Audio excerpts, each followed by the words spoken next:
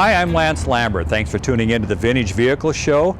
We are in Irvine, California at the Mercedes Benz Classics Center. This is a collection of some of the most beautiful Mercedes Benz automobiles that have ever been manufactured over the entire history of the Mercedes Benz company. We're going to take a close look at these cars, and you're going to meet someone who is very knowledgeable about these vehicles. So let's go inside and take a look. Come on along. We feel so fortunate to be here in this absolutely gorgeous facility. And how did we end up here? Well, a fine gentleman by the name of Michael Coons. Mike, how are you? Good morning. Thank you for having us into this wonderful facility. Good to have you here. Yeah. Thank you for coming. You betcha. So how did this all come about? Well, we had a workshop in Germany years ago, and we serviced all of the museum cars that we have, and we spun it into a business in Germany initially, and looked at that and said, okay, there are a lot of customers out there that really need our help in supporting them and driving their old classic Mercedes-Benz cars, and let's make it into a business. And we did that in Germany, and then we said, all right, based on that success in Germany, let's do the same thing here. We're number 2, really neck and neck with the German market in terms of the classic Mercedes-Benz cars that are on the road. And the argument was there to do a similar kind of operation here. So if somebody wants a windshield wiper blade replaced, or they want a rotisserie restoration, it runs the whole gamut here. Soup to nuts, whatever they'd like, from the smallest of parts to a complete restoration, we're equipped to do that and handle that here. A quick look in the facility illustrates to me that you have everything from the first to current cars here. Do you have any trend in what's coming in here? Is there, can you tip off our viewers on something they should go out and buy and have restored and do all right on? Well, generally low production cars. In terms of classic Mercedes-Benz cars, we consider them all classics if they're kept up and they're in great shape. But certainly coupes and convertibles are always at the top of the list, and the rare production cars. So in contemporary terms, some of the cars that had very low numbers, the 500E, the 190E 2.316, those are the cars of the future that will be classics for us. Not yet classics today, perhaps, but up and coming. So if I still had the 200 Mercedes that I used to have 30 years ago and I restored it, I'd probably be upside down on that one. Probably, right? yeah. Probably, but yeah. You'd enjoy the car. Yeah. Well, you have a car here that's been restored to beyond magnificent. This is an incredible car. What do we have here? This is a 1934 380 Cabriolet A. This particular car is the Geneva Motor Show car from 1934. So the actual car that stood on the stand in Geneva in 34.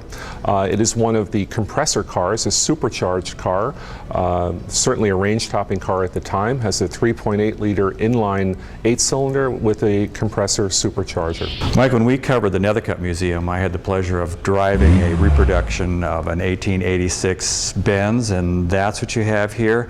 And we'll leave the company or the person unnamed, but everybody thinks of somebody out there that started the whole automobile industry or invented the automobile. Not true. We're looking at it pretty much right here, aren't we? You're looking at vehicle number 1, 1886, Carl Benz.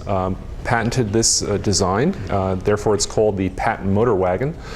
Came out with it in 1886. It is regarded as the first vehicle. It was a purpose-built vehicle. There were some other vehicles that came out at the time, but they were not purpose-built. They were adaptations of an existing design, a carriage or something, whereas this was built specifically for this use. How many of these did they, of course they made the one to start with, but what was the next step? And there were different configurations. They built slightly different chassis configurations. The motor stayed about the same for about 10 years, so some changes that were made. This has a horizontal type flywheel in the back for stability. Some of the other later models had a vertical type design, especially as they went to a 4-wheel design. There was a version also with a seat in the front, so it was a 3-seater. So basically, further adaptations of this design. So top speed probably about 15 miles an hour? 15 miles an hour. It's an interesting ride at 15 miles an hour. You think you're going much faster, but it's a fun ride. Well, the one that I had the pleasure of driving, it had the real thing going, that big piston going back and forth. we have something here that almost doesn't look like an automobile. It looks more like a carriage. And Daimler. Tell us about Daimler and about what we're looking at here. Well, Gottlieb Daimler was the other side of the equation. Gottlieb Daimler in Bad Cannstatt, a suburb of Stuttgart, was developing his own vehicle. So he had a different kind of design principle. He took a carriage and motorized it. So it is basically a horse-drawn carriage without the horse anymore and an engine in it. So exactly what it looks like. The engine's in a peculiar place by today's standards. Probably there was no peculiar place back then because it was all so new. But you mentioned to me earlier that it took two people to operate this vehicle. You needed a motorman to drive this vehicle. You needed someone up front steering up here, and then in the back stoking the fuel, stoking the fire, so to speak, and keeping the engine running. So at that time, was the owner of the car sitting there and the person driving it and the person stoking back there, or was it the owner was sitting here? Or back then, who knew? Who knows? I mean, the owner might have preferred to drive. That was the easy job, probably. The motorman was more complicated activity. It was probably uncomfortable back there because of the fumes and so forth. So I would think they're more likely to have been up front. So Daimler meets, tell me how the two came together. Two companies merged at one point. Germany was in an economic depression. They came together as a result of that, and in 1926 formed one company, although Carl Benz and Gottlieb Daimler never actually met. They had long passed away. And Mercedes was Benz's daughter, right? No, Mercedes was the daughter of an importer in Nice, France, and that importer had placed an order of about 500 cars with Daimler at the time, and said, if I order these cars, I want the cars named after my daughter.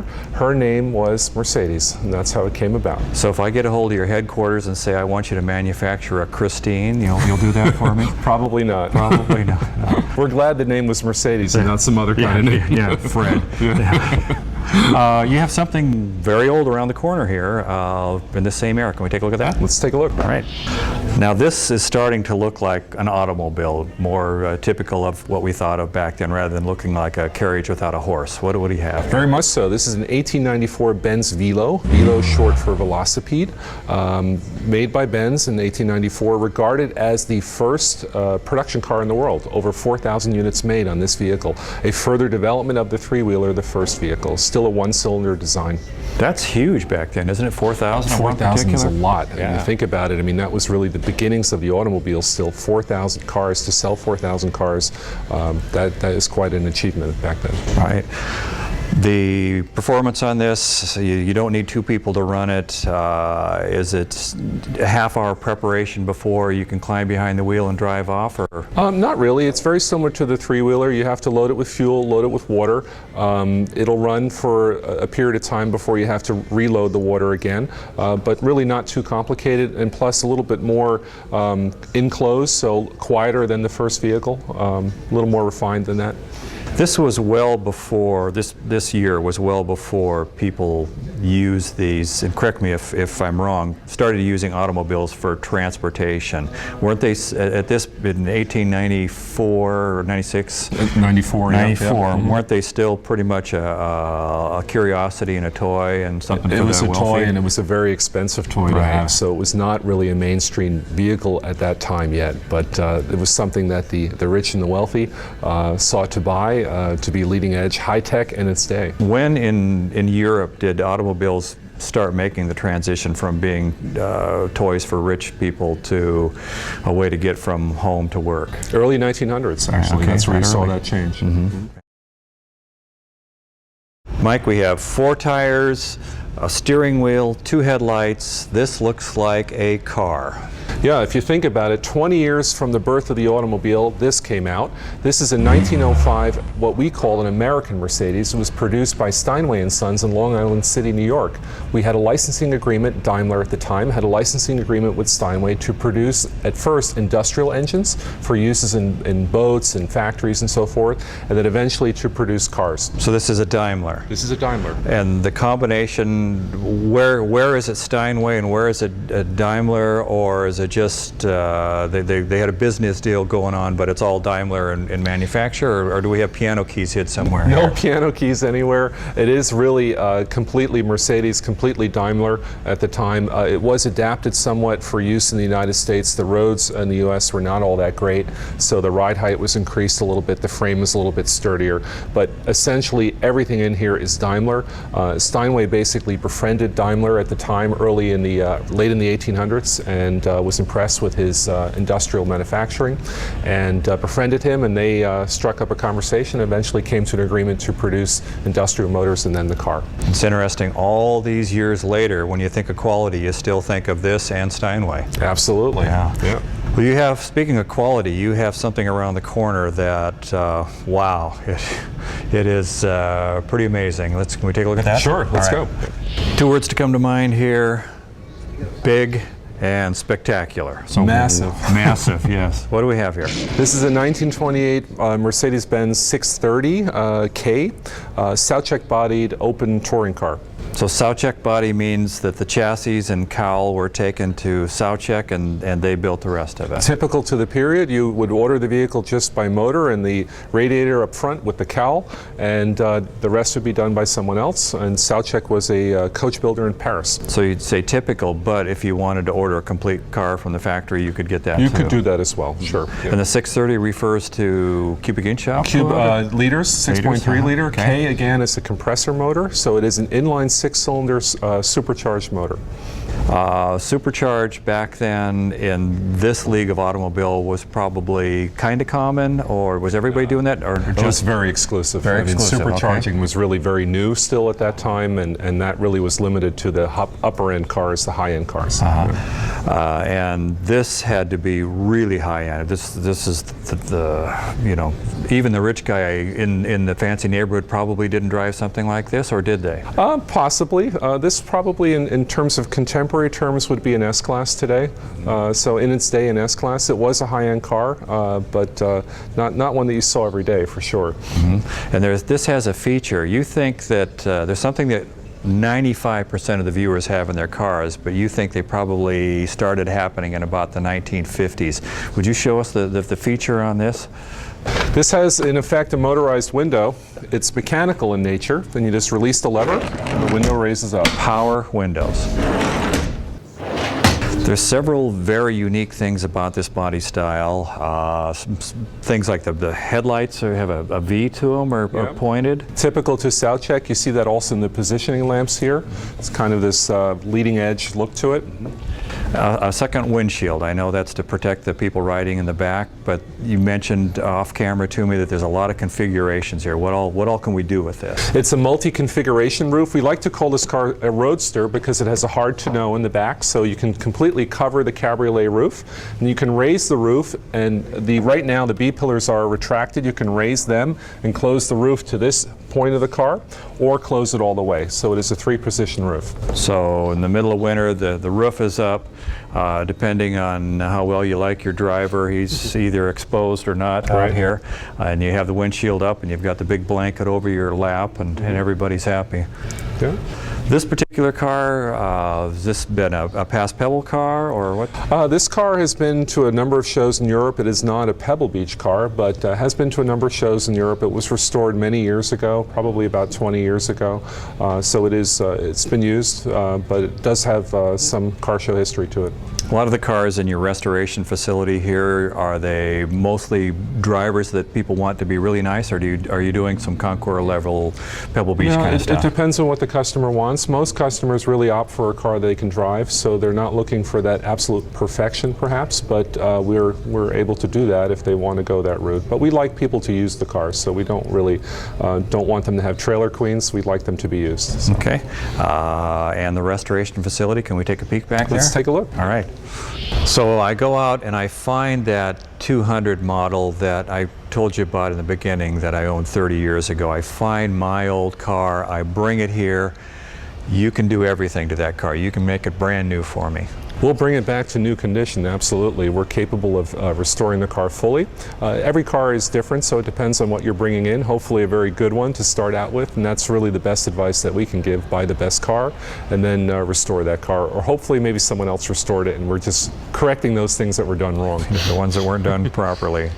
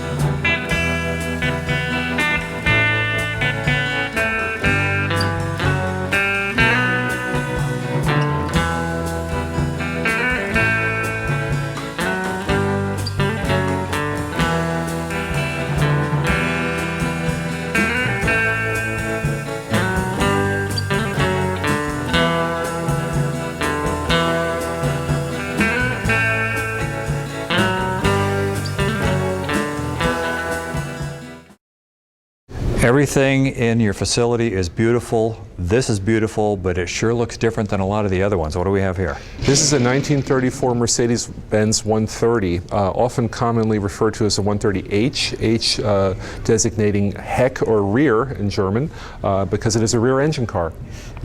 It looks a lot, a little sort of a French influence here, or did this influence the French?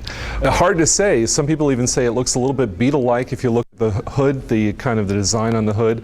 It really just evokes the design trend at the time, so that was what you saw from several manufacturers in terms of this styling. This looks like a car that was designed more for the common man, is that the case? This was a down-market car. You can imagine at the same time at a car show you might have a 380K, which we showed you before, or this car on the same stand. So it is really both sides of the marketplace. This was a entry-level car at the time. You said rear engine. What do we have for power plant? It's a 1.3 liter, inline 4, 26 horsepower right back here. Weight all out in the back, so handling is a little bit precarious on the car. You have to plan your turns well in advance, but very capable little power plant. Probably of everything I've seen here, this one has the cute factor down. This is a sweetheart. We drive this car quite a lot and get a lot of stares, a lot of pointing fingers and wondering what the heck it is. This looks like something that I know I speak for me and probably lots of viewers. This I would feel great driving to Pebble Beach and driving into the parking lot and enjoying the show, or maybe even displaying, or this could also be driven to the XXX root beer stand Band or Bob's Big Boy, and that crowd would go nuts for this. What is this? That's probably one of my personal favorites. This is a 1956 190 SL that has been modified to look like a motorsports version of the car that we produced in very, very low numbers. Originally we had thought we would produce kind of a version with cut-down doors for racing. As it turns out, in the end, we only produced 4 cars and didn't go into series production. So this is a 56 that's been modified to look like that car. Something that the production was more than limited, hardly any production at all. In the car collecting community, would that, is this likely to end up being a car that's really desirable? I mean, it is now, of course, but in the future, because it was such a limited manufacturing run, there really wasn't a run of it, or would it be seen more as just kind of an oddity, something that Mercedes-Benz did and didn't follow through on? Traditionally, low-number cars are always going to be valuable cars. They're a footnote in history, and those cars really do bring top dollar. This, of course, is a car that's been changed to look like that, so it's a little bit different, but a low-number car that has a documented history is valuable. Absolutely. Yeah. So what's under the hood on this? This car has a 2.3-liter 4-cylinder in it, dual carb motor. Normally you would have in a regular 190 SL 1.9. Regular 190 SL has about 100 horsepower. This particular car is 170 horsepower. So quite a bit more grunt to it, and plus because of the fact you removed all the heavy componentry such as glass, windshield, and so forth, the car's a lot lighter, performs really quite well. A car like this, is the performance seen throughout the power curve, or is it, are they known for a lot of torque right away? They're not known for a lot of torque. Okay. It is a small 4-cylinder in the end, but it will wind up very nicely and produce most of its power at the top end. So you get through the gears and then it really starts sailing. Yep. All right. It's very cool, but it doesn't look like a Mercedes to me. What do we have here? This is a C111 from around 1970. We produced a series of cars to test new technology, and this is one of 12. The amazing thing on this car is that it is very much already production ready. It doesn't really look like a mule, as we call them when they're testing new technologies. This particular car has a 4-rotor Wankel engine in it.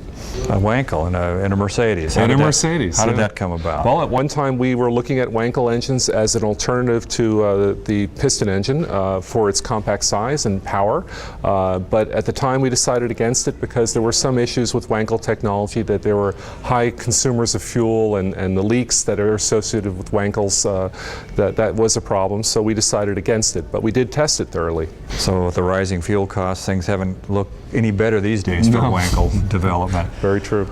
I think the layman and everybody, when they think of Mercedes-Benz, they think of two things: your great hood ornament or your logo and Gullwing doors.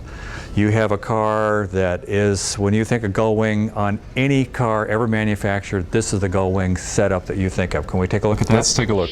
Mike, I grew up in Tacoma, Washington, and back in my high school, Stadium High School, there was a friend of mine, a beautiful young blonde lady named Lori Doxson, and her father owned the local Mercedes-Benz dealership in Tacoma. She drove to high school in a silver one of these, a Gullwing. So visualize a pretty blonde in a Gullwing. It doesn't get any better than that. Does not get any better. That's really something that's quite amazing. This particular body style just, well, now it continues to blow the automotive hobby aficionados away. People that aren't into cars appreciate these cars. When they first hit the market, did they make it that big an impact back then? They were extremely popular. The car was based off of a race version of this car, an earlier development of this car, and at the time the importer for the United States went to our management and said, build me a road-going version of the car and I can sell them. And they kind of doubted that. They said, how could you sell a road-going version of a race car? He said, well, I'll guarantee you so many cars on this order, and if I guarantee you that order, will you build the car? And they said, yep, we'll build the car. car. Of course, the Gullwing is the thing that everybody notices on these that made them so famous, besides the design of them. A little bit of a challenge to get in and out of. I understand that takes a little training. And then the luggage. They had luggage specific to these cars. It was just made to fit in the back of this. Fitted luggage, this particular car has that option. You didn't have a lot of room in the car, so it was important to have that kind of fitted luggage equipped right with the car when you bought it, and matches the upholstery as well. Most of these were European built, or a goal to sell them in Europe, or was a bigger market here in the U.S.? Bigger market was here, actually, initially. Most of the cars were sold in the United States initially. Yep. 1,401 produced overall. 29 of them were complete alloy cars, so aluminum cars. The rest were steel body cars with aluminum hood, doors, and trunk, and one car in fiberglass even. This has to be, if I had to pick the 10 and maybe the 5 most beautiful cars ever designed, this is going to be in there. This is one of them, definitely. Yeah. And the car is timeless. If you ask people how old the car is, people are totally amazed that this is a car from the early 1950s. It doesn't look it really. It really is a timeless design. So you have any delivery or anything you need me to take this anywhere for you? I'm first. Mike, thank you so much for the invitation here to the Mercedes Benz Classics Center. It's certainly worthy of its title. It is some great stuff here, some great cars. Thank you for coming. It was a pleasure having you here today. And I understand you have a little surprise waiting for me outside. Let's go for a ride. Okay, come on along. Let's go outside.